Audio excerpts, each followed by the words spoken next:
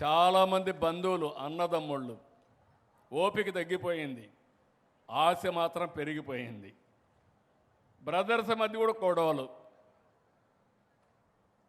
ఒక తండ్రికి పుట్టిన పిల్లలు ఒక సెంటు అటొస్తే ఇటొస్తే న్యాయం చేసుకోవడానికి మీరు ముందుకు రాకుండా నేరుగా పోలీస్ స్టేషన్ దగ్గరికి వెళ్ళి తగరాదులు పెట్టుకొని పొలం దగ్గర ప్రారంభమవుతుంది.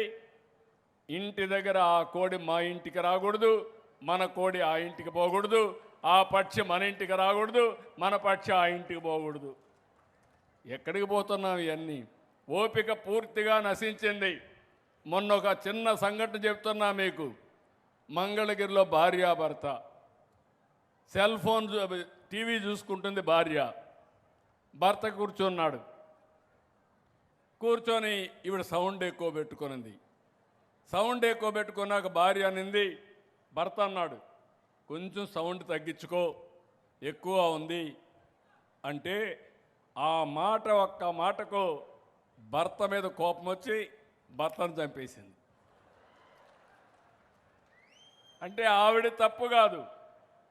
ఇటీవల కాలంలో మీరు టీవీలు చూడడం, అది కూడా ఈ సీరీస్ వస్తూ ఉంటాయి, సీరియల్ అన్నీ నేరాలు ఘోరాలు చేసే సీరియళ్ళని చూడడం, ఫోన్లో ఇంటన్ని చూడడం, మనసు పాడు చేసుకోవడం. అక్కడి నుంచి మీరు ఎవరు ఒక చిన్న మాట మాట్లాడినా మీకు ఇరిటేషన్ రావడం, మెంటల్ ఇంబ్యాలెన్స్ కావడం. నేను అందుకే దీనికి కూడా క్లాసులు పెడుతున్నా. నిన్న కూడా మా ఎమ్మెల్యే పోయి వేరే ఆఫీస్ మీద పడ్డాడు. నేను ఒకటే చెప్తున్నా, అధికారులు కానీ ఎమ్మెల్యేలు కానీ ప్రజాప్రతినిధులు కానీ పబ్లిక్ కానీ ఒకవేళ మీకు టెన్షన్ ఎక్కువగా ఉంటే ఒక 20 నిమిషాలు మెడిటేషన్ చేయండి, కొంపలు ఏమి కూలిపోవు. మైండ్ని కంట్రోల్ చేసుకోండి. అవసరమైతే యోగా క్లాసులు పెట్టిస్తా, మెడిటేషన్ ప్రాణాయామం పెట్టిస్తాం. మనం అందరం బతికేది ఆనందంగా ఉండాలని అనుకుంటాం, కానీ టెన్షన్లో ఆరోగ్యం పోగొట్టుకొని లేనిపోని ఇబ్బందులు తెచ్చుకోవడం కాదు. తొందరలోనే సంజీవని ఒక ప్రాజెక్టే తీసుకొస్తున్నా. ప్రపంచంలో ఉండే నాలెడ్జ్ని మీ డోర్ స్టెప్కు తీసుకొచ్చి మీకు మెరుగైన ఆరోగ్యాన్ని కల్పించే బాధ్యత, డిజిటల్ హెల్త్ రికార్డ్స్ క్రియేట్ చేసే బాధ్యత ప్రభుత్వం తీసుకుంటున్నాం. దానివల్ల ప్రతి ఒక్కరికి ఏ డాక్టర్ కూడా వస్తాడు.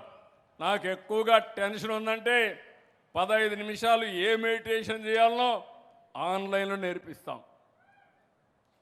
ఇలాంటివి కూడా నేను ఎన్ని చేసినా కూడా మీలో కూడా మార్పు రావాలి. మీరేం ఆలోచిస్తున్నారని నేను ఎన్ని చెప్పినా ఆయన అట్నే చెప్తాడు, మేము ఇట్నే చేస్తూ ఉంటారు.